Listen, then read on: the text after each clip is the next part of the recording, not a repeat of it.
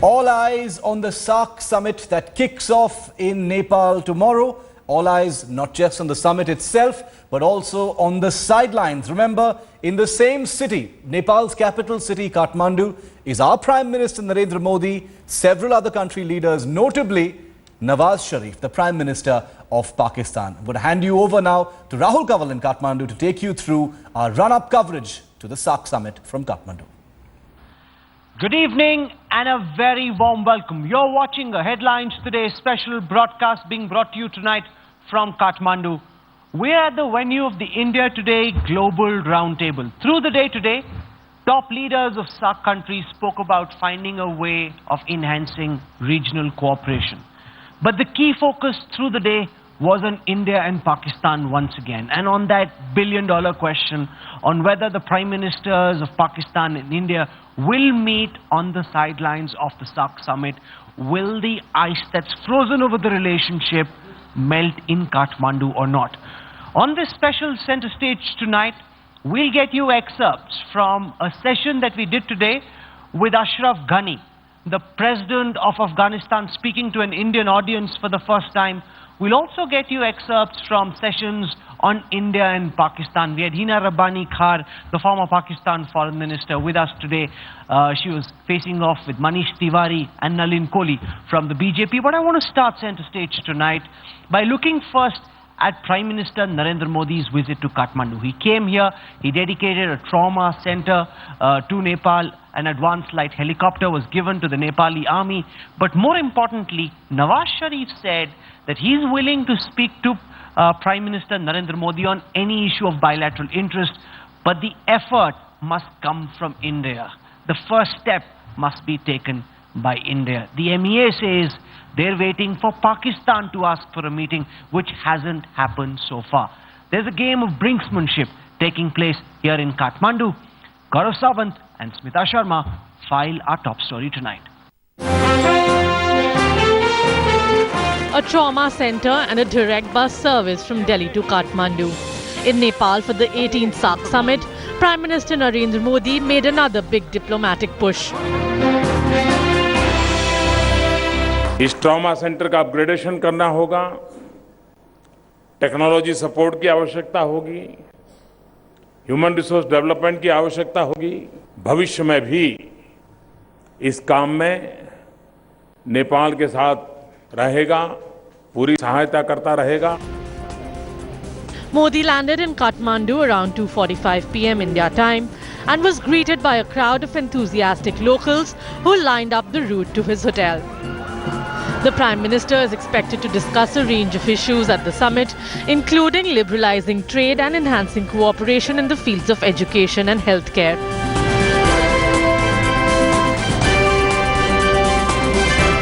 External Affairs Minister Sushma Swaraj met with Pakistan's National Security Advisor Sartaj Aziz. The two had an informal discussion that lasted about 10 minutes. There is, however, no official word on a bilateral meeting between Narendra Modi and Nawaz Sharif from either side. ये तो सामान्य शिष्टाचार कहीं भी होता है, minimum courtesy है। अगर एक इंटरनेशनल मीटिंग में अलग-अलग देशों के लोग मिलते हैं तो आपस में नमस्कार करते हैं, सामान्य शिष्टाचार निभाते हैं, उसी के नाते हम लोग मिले। With his trip to Janakpur cancelled off, Narendra Modi might not have gifted those bicycles to the people there, but he clearly did gift that Pashupatinath bus service to the people of India and Nepal. The daily bus service which will now be operating between New Delhi and Kathmandu. Also, the line of credit agreement, $1 billion, which was inked in today, true to his promise, to the words that he of course spoke when he visited Nepal in August. Clearly Narendra Modi's message to Kathmandu: we take you seriously and do not deal with you simply as big brothers. With video journalist Alok Bhatnagar in Kathmandu, this is Smita Sharma for Headlines Today. Our first session this morning at the India Today Global Roundtable in Kathmandu was on whether India and Pakistan can be friends. Hina Rabbani Khar, the former Foreign Minister of Pakistan, took a very strident position, saying that she's turned from being an optimist to a pessimist on India and Pakistan, and that there's huge disappointment with the aggressive position that's been taken by the new Modi government. We now get you key excerpts from that session that featured Hina Rabbani Khar, Manish Tiwari and Nalin Kohli.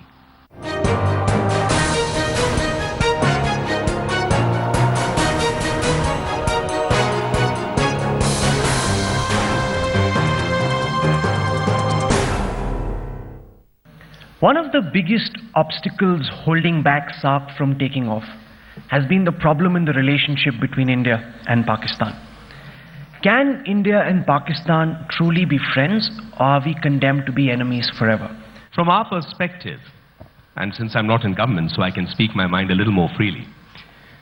From our perspective, there are too many conflicting and contradictions within Pakistan. It almost appears that, it is combustible internally. And these conflicting centers of power almost require a deflection from the internal issues towards looking at India with a slightly more strident view. And that almost gets fixated to the issue of Jammu and Kashmir. So that's almost like the fixed agenda. Now, this vast strategy has not taken us anywhere significantly ahead. There's no doubt that there is a severe sense of restrictions in how we look at achieving friendship between our two countries at a people-to-people level, and there are many votaries within this room who have eminently spoken about it, even on various fora like this. That yes, there exists a great constituency for peace, there's a great affinity for peace. There is also a constituency in both countries, and perhaps many of them are sitting here. But in our assessment, or at least in my personal assessment, acknowledgement and acceptance of what are the internal situations within Pakistan is a necessary first step forward, because deflection will get us nowhere, and it'll only take us farther from the truth. Until we get to this in terms of approaching it honestly, we will not be able to bridge the trust deficit, which is enormous. There is a trust deficit. Until there is trust, there can be no meaningful relationship. I think in the government that we have, since one of the reasons being it's a full majority government, it's not hampered by any coalition restrictions. In the leadership of Mr. Modi, there is almost a fast-paced approach towards many things. There's clarity, there's direction, there's movement further. Perhaps because India and India's aspirations are impatient, that they want to see those aspirations fly. I'm sure such a situation exists in many countries. So therefore, it's not a business-like usual approach. And that's where perhaps when you say that red lines don't exist, the red lines have come forward. It's a frank acknowledgement of what are our sensibilities and our sensitivities. There was great hope which had emerged out of a complete negative perception of Prime Minister Modi in Pakistan. We all know that the Gujarat crisis, or whatever you may want to call it, had an overhang over Prime Minister Modi's reputation before he became Prime Minister. However, when he came with a surging two-third majority, I think Pakistan did what any country or any state, what smart statesmanship would require for you to do, is to put the past behind and look at the opportunities that stares you in the face. And despite opposition from some channels, certainly not the Pakistan People's Party, Prime Minister Nawaz Sharif took the opportunity when it was presented to him to come to the SAARC, to his swearing-in ceremony. And from there, I remember I was in New Delhi at that time, and I was asked the question by Karan Thapar in an interview that what do you see, and there are lots of people who are against Modi. And I said I will stand out and say that I have great hope from Prime Minister Modi, because he comes as a strong leader with two-third majority, and I would hope that this would encourage him to write his name in history as the game changer, not as somebody who evokes or strokes the same sentiments of hatred, of animosity, of antagonistic behavior. What does a tough line mean? Does a tough line mean that we put up a wall from Kashmir to Kathiawar and forget that Pakistan exists, and Pakistan also goes and climbs a tall, tall tree and forgets that India exists? Is that the tough line that we are talking of? Number two, is the tough line that we are talking about, is it hot pursuit? Is the tough line that we are talking about aggression? I think these are completely and absolutely immature and childish paradigms, if at all anybody is even contemplating them. The fact is that you are two nuclear armed states. You have a history of contention. You've been, unfortunately, joined by geography but serrated by history. And that's a reality that you have to live with. Now, you can live with that reality in two ways. Either continue to be antagonistic, and as the former foreign minister was saying, all of us grew up. I'm going to be almost pushing 50. And in the last 5 decades, all that we have seen is this frozen turbulence. When you hear leaders from both India and Pakistan take such strong positions, you really wonder if at all we'll ever be able to reach a position where that question gets answered with an affirmative yes, and India and Pakistan become friends. But as one of our panelists said, let them first become civilized neighbors at least. The best session of the day, to my mind, was the keynote address by Afghanistan's new president, Ashraf Ghani. Comes from an academic background. He made a stellar address which lit up the audience over here. He spoke from the heart and spoke about how he was confident that the Afghanistan army will be able to withstand the pressure of the Taliban. And he said that no matter what happens, once the Americans leave, there is no question of the people of Afghanistan allowing the Taliban to make a comeback. Here are excerpts from the session here with Ashraf Ghani, the new president of Afghanistan. This is an India Today group exclusive.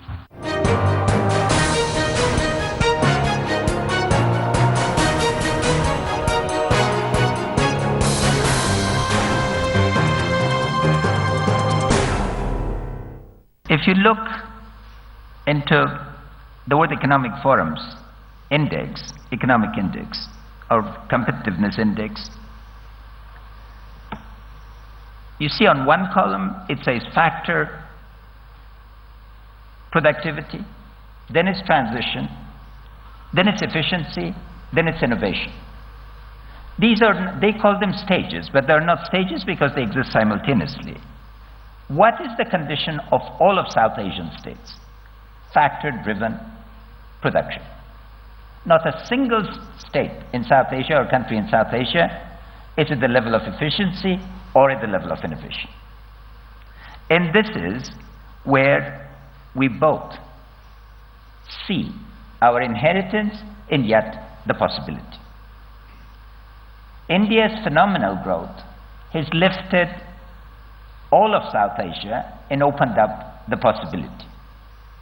But enormous amount remains to get to the level of either China, to the type of strategies of China or that of Singapore.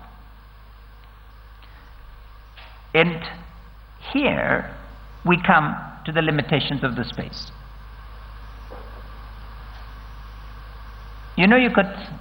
Our region is such that you could have breakfast in Delhi, lunch in Lahore, dinner in Kabul, and be next day in Dushanbe or Tashkent, all by road.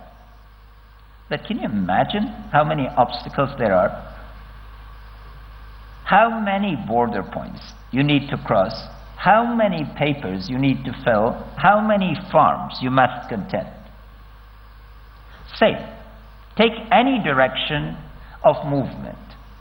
Movement of people, movement of goods. They are all constrained.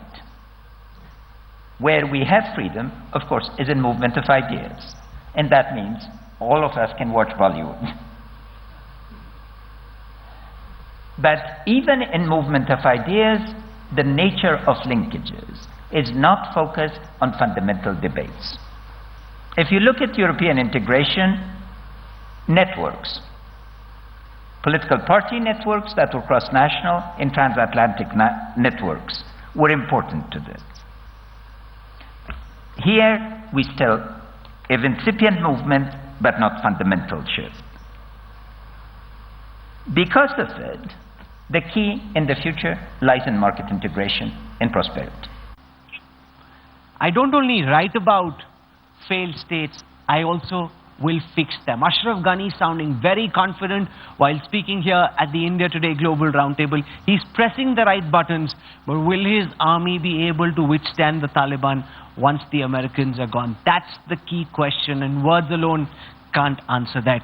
On the sidelines of the SAARC summit, there was an interesting development where China said that they wanted to be a part of the SAARC formulation. In fact, the government in Nepal too seems to be quite keen on finding a way of making Beijing a part of the SAARC Federation. Take a look at this report. From roads to highway projects to the City Hall hosting the 18th SAARC summit, there is visible Chinese investment in Kathmandu. An observer country in the South Asian Regional Cooperation Forum, China has shown interest in an upgraded status in the grouping. But despite its observer status since 2005, it is yet to apply for a full membership, the first step needed in this direction. SAARC today has 8 member states and 9 observers, including United States, European Union, Myanmar. China also enjoys deep linkages with SAARC members, especially Sri Lanka, Pakistan, Maldives and Nepal. While there's considerable interest to engage further with China, there is no proposal yet to include it as a SAARC member. This was not on the agenda of the SAARC foreign ministers as they met in Kathmandu. May see greater engagement by observer countries in different SAARC countries. This may happen bilaterally. It's already happening bilaterally. It may happen multilaterally, but I don't see any possibility of China becoming a member of SAARC in this summit at least. And as far as Nepal is concerned, Nepal's closest ties are with India. Perhaps something of the kind of ASEAN-India framework we have, where SAARC on its own the entire body will negotiate with China and will interact with China. But there is no official proposal. SAARC, which has mostly been overshadowed by India-Pakistan relations and not really taken off in all these years, is now focusing on connectivity and commerce for deeper integration. And China's arrival here could mean both advantage and competition. While no official move has been made for China's entry into SAARC as a full member, but Beijing might just be expecting a trade-off with New Delhi on this issue, given that India has been upgraded at the Shanghai Cooperation Organization and also the path has been cleared for its entry into the Asia-Pacific Economic Cooperation. In Kathmandu with video journalist Alok Bhatnagar, this is Smita Sharma for Headlines Today. That's all we have time for on this special edition of Center Stage, being brought to you tonight from Kathmandu. Through the day tomorrow and day after, our crews will be out at the Salty Hotel and at the retreat where Prime Minister Narendra Modi and Pakistan's Prime Minister Nawaz Sharif will be ensconced in the same room. Will the ice melt? Will be our key focus. Also, looking beyond just India and Pakistan, how can we take relations with Nepal, Bangladesh, Sri Lanka and Bhutan further is also something our teams will be focusing on very, very closely. I hope you've enjoyed our coverage on what's been a very busy day for us and also a very newsy day. We'll be back tomorrow. Till then, from all of us here on the Center Stage team.